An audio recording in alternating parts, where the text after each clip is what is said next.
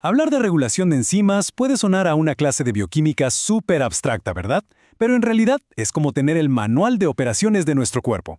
Hoy vamos a meternos de lleno en ese manual, pero no con fórmulas complicadas, sino con dos casos clínicos bien reales. Veremos cómo estos conceptos pasan de laboratorio a ser herramientas clave para diagnosticar y tratar pacientes. Pensemos en las vías metabólicas como si fueran una red gigante de autopistas. Si cada reacción fuera a toda velocidad, sin control, sería un caos total, un embotellamiento metabólico, literal. Y justo ahí es donde entran las enzimas de velocidad limitante. Son, como se ve en la imagen, el control de tráfico del cuerpo. Regulan el flujo para que todo se mueva al ritmo adecuado, optimizando recursos y evitando que se acumulen sustancias tóxicas. Y bueno, para entender qué pasa cuando este control de tráfico falla, vamos a analizar dos casos clínicos. Dos personas con problemas que a primera vista no tienen nada que ver, pero que en el fondo se explican por los mismos principios de regulación enzimática. A ver, conozcamos a nuestros pacientes. Por un lado tenemos a Alberto Martini, de 44 años, con un historial de alcoholismo crónico. Lo detienen por conducir ebrio y su nivel de alcohol en sangre es de 240 miligramos por decilitro, 3 veces el límite legal. Y por otro lado está anorexia, una joven de 23 años que se está recuperando de anorexia nerviosa. Aunque está subiendo de peso, su glucosa en ayunas está baja y se siente agotada todo el tiempo.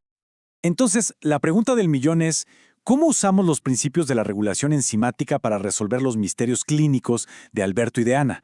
Sus síntomas son las pistas, y la bioquímica es nuestra lupa de detective. Ok, para empezar a resolver esto necesitamos las herramientas básicas. Y en cinética enzimática pero todo arranca con dos conceptos clave. Vmax, que es la velocidad máxima de una enzima, y Km, que es una medida de su afinidad por el sustrato. Esta es la famosa curva de Michaelis-Menten. Es fundamental. Nos muestra cómo se relaciona la velocidad de una reacción con cuánto sustrato hay disponible. La Vmax, piensen en ella como el límite de velocidad de la enzima. No puede ir más rápido. Y la Km es la cantidad de sustrato que se necesita para que la enzima trabaje a la mitad de su capacidad. El punto clave, el que hay que recordar sí o sí, es este. Una Km baja significa una afinidad alta. O sea, la enzima es súper eficiente, incluso con poquito sustrato. Y esto nos lleva a un ejemplo clínico perfecto. Comparemos la hexocinasa y la glucosinasa. La hexocinasa, que está en casi todas nuestras células, tiene una Km muy baja. Como ven en su curva, se satura de inmediato. Esto asegura que las células siempre tengan energía. Pero la glucosinasa, que está en el hígado, tiene una Km alta. Solo se pone a trabajar a tope cuando hay un montón de glucosa, como justo después de comer, para poder almacenarla. ¿Qué pasa en el caso de Ana? Con su glucosa baja, su glucosinasa hepática está básicamente de brazos cruzados. Y aquí va la primera clave clínica. Al tratar a una paciente como Ana, entender la Km alta de la glucosinasa es crucial. Nos ayuda a predecir cómo su hígado va a reaccionar a la nutrición. Si ignoramos esto, podemos provocar el síndrome de realimentación, que es peligrosísimo. Así que como ven, la cinética enzimática nos guía para diseñar un plan de realimentación que sea seguro y gradual. Bueno, ya hablamos de la velocidad, ahora pasemos a los frenos, porque el cuerpo no solo necesita acelerar reacciones, también necesita saber cómo ponerles un alto. Y esto lo logra con la inhibición enzimática, un concepto que, por cierto, es la base de muchísimos fármacos que usamos hoy en día. Miremos los dos tipos principales de inhibición reversible. A la izquierda, la inhibición competitiva. Aquí el inhibidor se parece mucho al sustrato y literalmente compite por el mismo lugar, el sitio activo. ¿Cómo se le puede ganar? Poniendo más sustrato. A la derecha, la no competitiva. Aquí el inhibidor se une a un sitio totalmente distinto, le cambia la forma a la enzima y la hace menos eficiente. No importa cuánto sustrato le pongamos. Ahora sí, volvamos con Alberto. Su intoxicación se explica perfecto por la inhibición por producto. A ver, vamos paso a paso. Primero, cuando su cuerpo metaboliza el etanol, la enzima alcohol deshidrogenasa produce NADH. Segundo, como Alberto bebió muchísimo, se le acumula una cantidad masiva de NADH. Tercero, este exceso de NADH empieza a competir con el NAD+ por la misma enzima que lo creó. ¿Y el resultado? Un freno metabólico que hace que la eliminación del alcohol sea lentísima. Y aquí va la segunda clave clínica, que tiene implicaciones a largo plazo. Ese ratio elevadísimo de NADH sobre NAD+ no solo explica la borrachera, también inhibe la quema de grasas en el hígado. La consecuencia, los ácidos grasos empiezan a acumular, y eso lleva a la esteatosis hepática, o sea, al hígado graso.